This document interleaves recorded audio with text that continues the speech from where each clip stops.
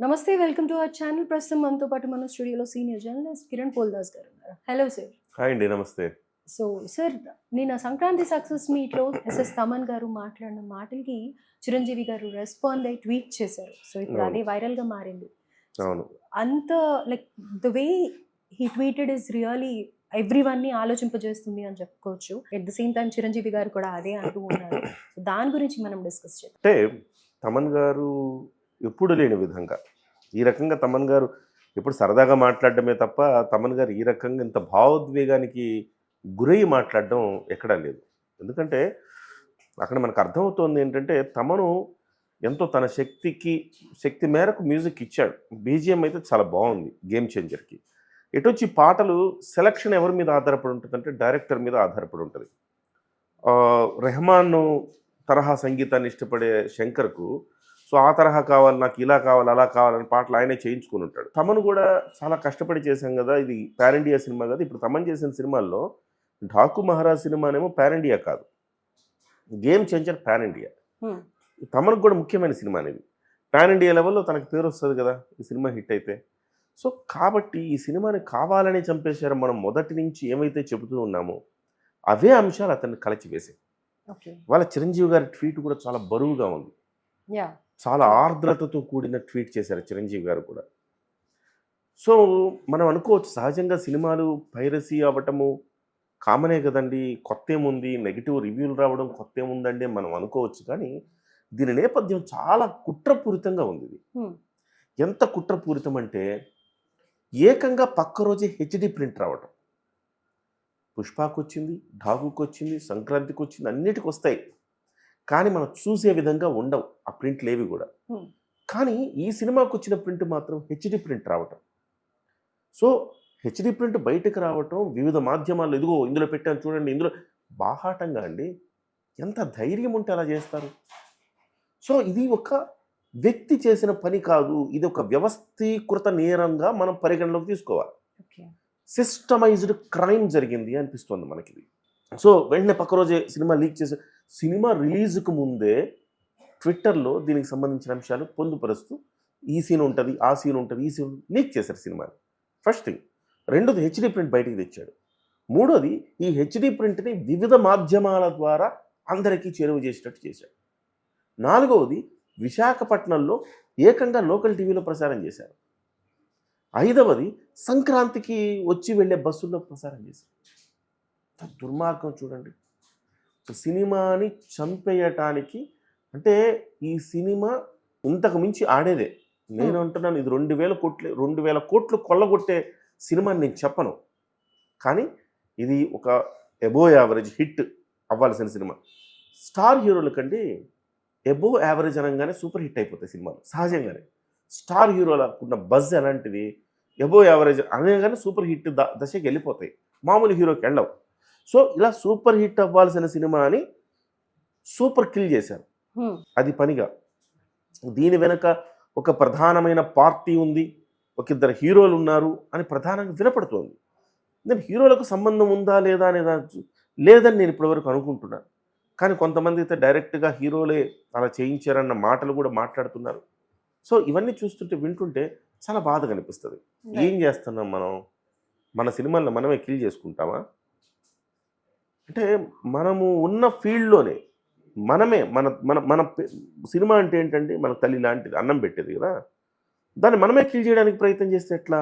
ఆయన అక్కడ ప్రొడ్యూసర్స్ ని కూడా మెన్షన్ చేస్తూ మాట్లాడారు కదా. సో 24 ఆయన తమన్ గారు అన్నది ఏంటంటే ఇది మనం ఏం బతుకుతున్నాము, ఇంత దారుణమైన బతుక ఇది.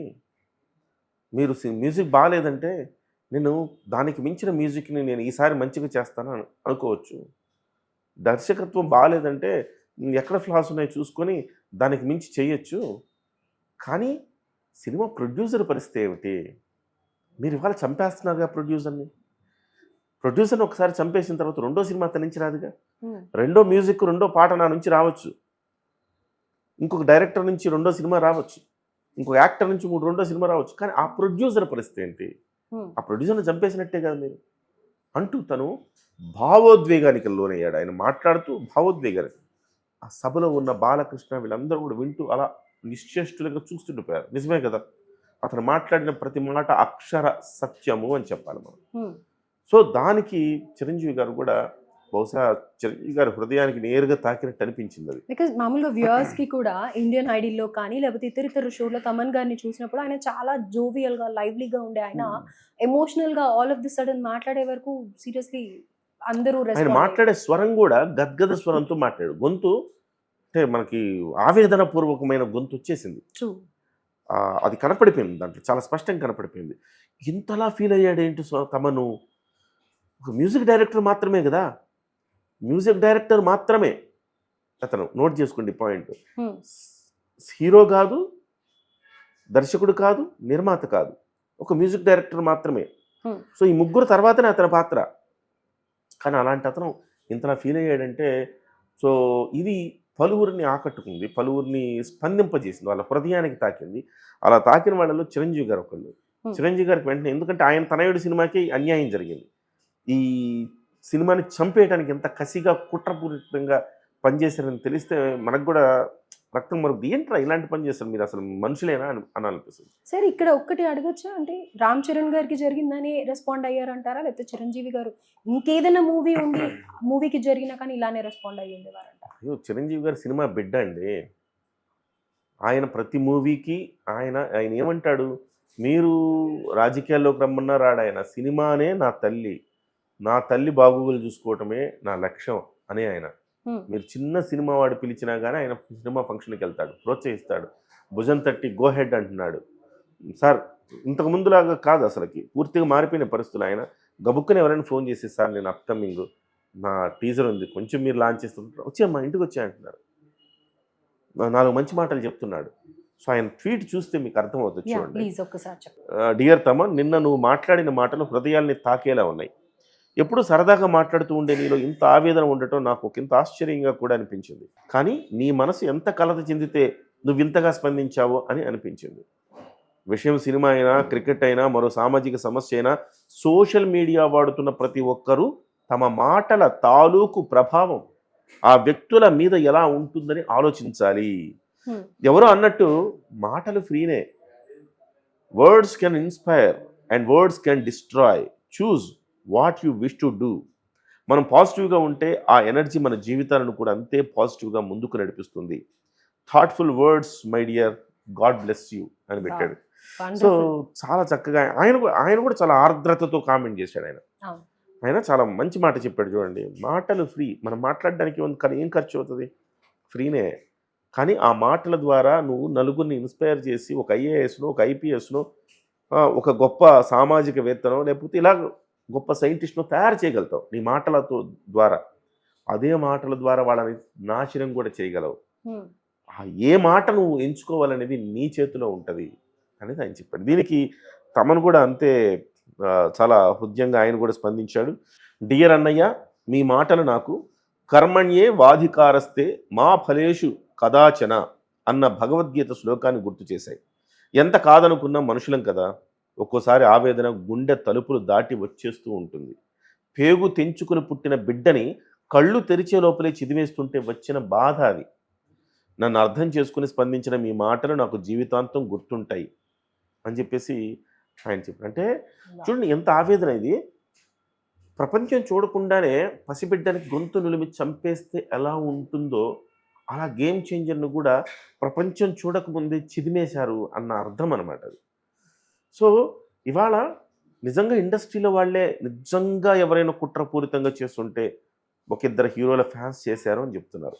ఆ 2 హీరోల ఫ్యాన్స్ చేశారు, అందులో ఆ హీరోల ప్రమేయం ఉందా అంటే ఎవరో ఒక సీనియర్ జర్నలిస్ట్ ఒక ఆయన చెప్తున్నాడు 4 కోట్ల రూపాయలు వెచ్చించారు దీనికోసం అని చెప్పి. అంత డబ్బులు వెచ్చించడం అంటే నేను ముందు నుంచి చెప్తున్నా, మొదటి నుంచి నేను చెప్తున్నది ఇది ఒక వ్యక్తి ఒక యాదృచ్ఛికంగా చేసిన పని కాదు అని చెప్తున్నా.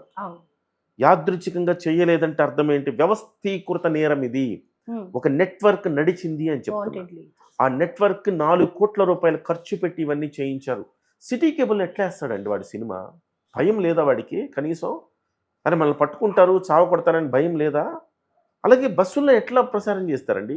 గుండెలు తీసిన బంటుల్లాగా అంత దుర్మార్గంగా ఎట్లా వ్యవహరిస్తారండి? దేన్ని చూసుకొని, దేనికి ప్రలోభాలకు గురయ్యి, ఏ ప్రలోభాలకు గురయ్యి ఎవరి ప్రలోభాలకు గురై ఇవన్నీ ఛేదించాల్సిన అవసరం ఉంది పోలీసులు. సో ఒక స్ట్రాంగ్ పర్సన్ అండ ఉంది కాబట్టి ఇవన్నీ మేనేజ్ చేయగలిగారు. నిజంగా సినిమా ఇండస్ట్రీలో పెద్దల పాత్ర ఉంటే గనక ప్రియాంక గారు వాళ్ళ బిడ్డల్ని వాళ్ళు చంపుకున్నంత నేరం అండి ఇది. ఎగ్జాక్ట్లీ.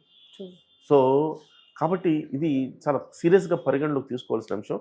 ఇవాళ చిరంజీవి గారు అంటే సరే వాళ్ళ తనయుడి సినిమా కాబట్టి ఆయనకు ఒకవేళ భావోద్వేగం అవ్వచ్చు. ఒక తమన్ లాంటి వ్యక్తికి ఇంత పైగా తమను ఒక సక్సెస్ని ఎంజాయ్ చేస్తున్నాడు. డాకు మహారాజ్ అనే సక్సెస్ని ఎంజాయ్ చేస్తూ ఉన్నాడు. ఆ సక్సెస్ మీట్లో ఈ రకమైన వ్యాఖ్యలు అతను చేయటాన్ని మనము అంటే ఎంత బాధ వేదన ఉంటే అతను ఆ సక్సెస్ను కూడా మర్చిపోయి ఇలా జరిగింది ఏంటంటే ఎక్కడో చాలా పెద్ద ఎత్తున కాన్స్పిరసీ జరిగింది. దాన్ని పోలీసులు ఛేదిస్తారని ఆశిద్దాం. అంటే ఇలాంటి మాటలు గతంలో ఎన్నోసార్లు ఎన్నో స్టేజ్ల మీద విన్నా కూడా ఇప్పుడు చిరంజీవి గారి ట్వీట్ కానీ దానికి తమన్ గారు రెస్పాండ్ అయ్యింది కానీ చాలా ప్రతి ఒక్కరిని కూడా the way of comparison of Thaman especially ఆ బేబీతో అని కానీ చిరంజీవి గారు పెట్టిన ఆ మాటల గురించి కానీ చాలా వైరల్గా వెళ్తూ ఉన్నాయి కాబట్టి దాని ఇంపాక్ట్ ఎక్కువ ఉంది. ఇక్కడైనా రియలైజ్ అవుతారు అని ఎక్స్పెక్ట్ నాకు ఒక చేస్తున్నాను. లోటు ఉందండి ఈ క్రమంలో. అంటే నేను తప్పు పడుతున్నానని కాదు కానీ ఒక వివరణ ఇవ్వాలని నాకు అనిపిస్తోంది. వాళ్ళైనా కానీ నిర్మాత తమన్లో ఉన్న ఆవేదన మరి శంకర్లో లేదా? శంకర్ ఎందుకు స్పందించట్లేదు? పైగా ఒక నెగిటివ్ కామెంట్ చేస్తాడు. 5 గంటల సినిమా తీసా, ఆ సినిమాని సరిగ్గా ఎడిట్ చేయలేదు అంటే ఆయన ఆరోపణ అంతా కూడా దిల్ రాజు గారి మీద. ఓకే. దిల్ రాజు కూర్చొని ఎక్కువ సినిమా ఉంటే చూడరు సార్ మా దగ్గర, కాబట్టి 2 గంటల 40 నిమిషాలు కుదించండి అని చెప్పి కుదించుకునేలా చేశాను నేను అని ఆయన మాట్లాడిన దానికి కౌంటర్గా ఇవాళ శంకర్ గారు ఆ మాటలు మాట్లాడారేమో అంటే అది అనిపిస్తుంది. డైరెక్టర్ రెస్పాన్సిబిలిటీ ఉంటుంది కదా, ఎక్కడ ఎడిట్ చేయాలి, ఏ సీన్ రావాలి ఏంటి అని. అయితే శంకర్ గారు కుదిరేసి ఉంటే 3.5 గంట సినిమా ఇచ్చేవాడు. అచ్చా, ఓకే. అయితే అంత సినిమా అంటే ఇప్పటికే సెకండ్ హాఫ్ కొంత ల్యాగ్ అయినట్టు కనపడింది 1-2 చోట్ల. సో ఇంకో 10 నిమిషాలు కత్తిరేస్తే కూడా బాగానే ఉండేదేమో అనిపించింది. అయితే ఈయన మాట్లాడడం 5 గంటల సినిమా తీశాను నేను. 5 గంటల సినిమా ఎట్లా తీస్తారని నాకు అర్థం కాదు. 5 గంటల సినిమా తీస్తే 2 పార్ట్లు చేసుకోండి. సో శంకర్ గారు డైరెక్టర్ గారికి ఆ మాత్రం ఎట్లా ఎడిటింగ్ చేసుకోవాలనేది ఇంత ఎక్స్పీరియన్స్లో ఆయన ఎట్లా చేస్తాడు? ఆయన ఈ రకమైన సపోర్టివ్గా మాట్లాడాల్సింది పోయి ఆయన నెగిటివ్గా మాట్లాడాడు. ఒకటి. రెండవది, మీరు సక్సెస్ మీట్ ఎందుకు పెట్టలేదు? తప్పు కదా అది. సక్సెస్ మీట్ పెట్టకపోవటం వల్ల మీరే మా సినిమా సక్సెస్ కాదని తేల్చారా? సో ఇవాళ కుట్రలు జరిగినాయి, ఇబ్బందులు అయినాయి, చాలామంది ఇళ్లలోని సినిమాలు చూసేశారు, ఇవన్నీ మనకు తెలుసు. కానీ సక్సెస్ మీట్ మీరు పెట్టకపోవటం వల్ల సినిమా బాగలేదు కాబట్టి వీళ్ళు సక్సెస్ మీట్ పెట్టలేదన్న అర్థమే వస్తుంది కదా. సక్సెస్ అంటే ఇన్ టర్మ్స్ ఆఫ్ మనీయేనా? కాదు కదా. సక్సెస్ అంటే కుటుంబ సమేతంగా చూడగలిగిన సినిమా తీసినందుకు సక్సెసే కదా. ప్రతి తల్లి తన పిల్లాడిని వెళ్ళి తీసుకుని చూపిస్తా ఉంది. అది సక్సెస్ కాదా? నీడ్ ఆఫ్ ద అవర్ కదా. సో దెబ్బలు పడతాయిరా మామ అంటూ ఇట్లాంటి వల్గర్ పాటలు వస్తున్న ఈ వేళలో కుటుంబ ఫీలింగ్స్ వస్తున్నాయి అని చెప్పి కుటుంబ ప్రేక్షకులు తల్లిదండ్రులు పిల్లలతో చూడలేని విధంగా వస్తున్న సినిమాల ఒకవైపు ఉంటే, మరోవైపు ఈ రకమైన మంచి సినిమా వచ్చినప్పుడు ఇది సక్సెస్ కాదా? మీరు ఎగ్జిబిట్ చేసేదాన్ని బట్టి ఉంటుంది మీ సక్సెస్. మీ సక్సెస్ని మీరు ఇన్ టర్మ్స్ ఆఫ్ డబ్బుల గురించి చెప్పాలనుకుంటే సక్సెస్ కాకపోవచ్చు. అది ఇన్ టర్మ్స్ ఆఫ్ వాల్యూస్ గురించి మీరు చెప్పొచ్చుగా, ఎందుకు చెప్పలేకపోయారు? అది సక్సెస్ కాదా? సో నేను ప్రశ్నిస్తున్న దిల్ రాజు గారిని, సక్సెస్ మీరు ఎందుకు పెట్టలేదు? మీరు కూడా ఈ సినిమాని తలా ఒక రాయేసి సినిమాని కిల్ చేయడానికి అందరూ ప్రయత్నం చేస్తుంటే మీరు కాడు వదిలేశారు. మీరు దాన్ని కాచుకోలేదు. సినిమా ముందు సరైన ప్రమోషన్స్ లేవు, సినిమా తర్వాత సరైన ప్రమోషన్స్ లేవు. చరణ్ గారిని ఒంటరి చేశారు అంటా నేనైతే. చరణ్ గారిని లిటరల్లీ మీరు ఒంటరి చేశారు. ఇవాళ చరణ్ గారికి తమను మద్దతుగా ఈ సినిమా మంచి సినిమా పోయింది అన్న బాధను వ్యక్తం చేసి తన మంచి మనసును చాటుకున్నాడేమో, తన ఎమోషన్ని తను చెప్పి ఒక చర్చకు మళ్ళీ తెరదీశాడేమో. కానీ లేకపోతే దిల్ రాజు గారు ఏంటి, సంక్రాంతికి వచ్చిన ప్రతి రూపాయి తనదే అన్న భావనతో ఒక చోట పోయినా ఒక చోట వచ్చింది కదా అనుకుంటున్నాడు. సంక్రాంతి మీరు సినిమాకి వెళ్దాం అనుకున్నారండి. సో వెళ్దాం అనుకున్నారు, మీరు 2 సినిమాలు చూద్దాం అనుకున్నారు సంక్రాంతికి. 2 సినిమాలు డాకు చూశారు, ఈ నెగిటివ్ పబ్లిసిటీ వల్ల డాకు చూశారు, తర్వాత సంక్రాంతికి వస్తున్నాం చూశారు. డాకు చూసినా డిస్ట్రిబ్యూటర్ ఆయనే, డబ్బులు ఆయనకే పోతున్నాయి. సంక్రాంతికి వస్తున్నాం చూసిన ప్రొడ్యూసర్ ఆయనకే పోతున్నాయి. సో మీరు చూడాలనుకున్న 2 సినిమాల డబ్బులు ఆయనకే పోయినాయిగా. 3 సినిమాలు చూడాలనుకున్న వాళ్ళు ఎలాగో 3 సినిమాలు చూస్తారు, బాగున్నా లేకపోయినా రామ్ చరణ్ గారి సినిమా చూస్తారు. ఒకే సినిమా చూడాలనుకున్నారనుకోండి, ఆ డబ్బులు ఎవరికి పోతాయి? మీరు ఏ సినిమా చూసినా ఆ డబ్బులు దిల్ రాజు గారికి పోతాయి కదా. సో అందుకోసం ఆయన ఈ సంక్రాంతి నాదే కదా, దీనికి ఎందుకు నిన్నంత వర్రీ అవ్వడం అనుకున్నాడా? ఆయన నుంచి సరైన మద్దతు, సరైన ప్రతిఘటన లేదు, సరైన అప్రోచ్ లేదు. ఇది శంకర్ గారు, ఈ దిల్ రాజు గారు ఈ విషయంలో ఫెయిల్ అయ్యారని నేను అంటున్నా. అటు శంకర్ గారికి ఏముందండి, 60 ఏళ్ళు వచ్చేసినాయి, ఇంకో సినిమా తీసుకోకపోతే నష్టమేం లేదు ఆయనకి. ఆయన ప్రూవెన్. ఇప్పుడు సరే అవుట్డేటెడ్ అయిపోయాడని వదిలేసుకోవచ్చు సినిమాలు, ఆయన పెద్ద సమస్య కాదు. ఇంకేదో ఒక సినిమా తీసుకుంటాడు, తీసుకోకపోతే అస్తమించే సూర్యుడు ఆయన. దిల్ రాజు అనే వ్యక్తి డబ్బులు వచ్చేసినాయి. ఎటొచ్చి ఇక్కడ ఇబ్బంది ఎవరికంటే రామ్ చరణ్ గారికి. ఎందుకంటే గ్లోబల్ స్టార్గా ఎదుగుతున్న ఒక ఉదయించే సూర్యుడు ఆయన, భగభగమండే సూర్యుడు వెళ్తున్నాడు. మరింత వేగవంతంగా, కాంతివంతంగా వెలిగేందుకు ముందుకు వెళ్తా ఉన్నాడు. ఆ సందర్భంలో మబ్బులు కమ్మేసినట్టుగా ఈ సినిమా ఆ రకమైన ప్రచారంతో మబ్బులు కమ్మినట్టుగా చేస్తే నష్టం చరణ్ గారికే ఎక్కువ. ఫ్యాన్స్ వేదన కూడా ఇది కదా. సో నేనంటాను, మిగతా అంతా విపక్షం అంతా చేసింది ఓకే, కుట్ర చేశారు, కసితో చంపేసే ప్రయత్నం చేశారు, బాగానే ఉంది, ఓకే, వాళ్ళ బుద్ధి వాళ్ళు చూపించుకున్నారు అనుకుంటే మీకేమైంది? స్వపక్షం నుంచి కూడా మీకు ఇదేనా, మీరు ఇదేనా చేసేది? ఇది ఆవేదన. కాబట్టి ఈ విషయంలో చిరంజీవి గారైనా రామ్ చరణ్ గారైనా మీరు కూడా ఈ విషయంలో కొంత జాగ్రత్తగా ఉండాల్సిన అవసరం ఉంది. ఆ సక్సెస్ మీటు ఎందుకు పెట్టలేదు, ఇంకొక డిఫరెంట్ యాంగిల్లో పెట్టి ఉండొచ్చు. 4 ఐపీఎస్ ఆఫీసర్లను పిలిచి ఉండొచ్చు అండి, 4 ఐఏఎస్ ఆఫీసర్లను పిలిచి ఉండొచ్చు. ఎలా ఉంది సినిమా? ఒక ఐఏఎస్ ఆఫీసర్, ఎంత గట్స్ ఉన్న ఐఏఎస్ ఆఫీసర్ ఎట్లా వర్క్ చేశాడు, ఈ సినిమా ఏం మెసేజ్ ఇచ్చింది పిల్లలకి, నేను కూడా ఐఏఎస్ ఆఫీసర్ అయితే పెద్ద అయితే, నేను ఐపీఎస్ ఆఫీసర్ అయితే పెద్ద అయితే అనుకునేలాగా ఒక ఇన్స్పిరేషన్గా ఉందిగా సినిమా. అలా ఉన్నప్పుడు 4 ఐఏఎస్ 4 ఐపీఎస్లతో మాట్లాడిస్తే మీకు వేరే బజ్ వస్తుంది కదా సినిమాకి. సార్ అసలు ఫస్ట్ ప్రమోషన్స్ లోనే ఈ విధంగా ఉంటుంది అని కొంచెం క్లూ ఇచ్చినా కానీ అది వేరే రకంగా ఉండేదేమో సార్. ఇప్పుడు చిరంజీవి గారు ప్రతి సినిమా ఫంక్షన్కి ప్రతి సామాజిక కార్యక్రమానికి వెళ్తున్నారు. ఐఏఎస్ ఆఫీసరు పిలుస్తారు, సార్ ఇది సామాజిక కార్యక్రమం ఉంది, మీరు రావాలి సార్. వస్తాను, వై నాట్ అని వెళ్ళిపోతారు. పోలీసులు పిలుస్తారు, సార్ డ్రగ్స్ మీద మీరు మాట్లాడాలి సార్, వై నాట్ అని వెళ్ళిపోతారు. సార్ మీరు యువత గురించి మీరు సందేశం, why not. Sir traffic rules మీద సందేశం, వై నాట్ అని వెళ్ళిపోతారు. ఆయన వై నాట్ అని ఆయన వెళ్తున్నప్పుడు మీకేమైంది? మీరు ఎవరైనా ఇలాంటి వాళ్ళని ఒక 4 కూర్చోబెట్టి సినిమా చూపిస్తే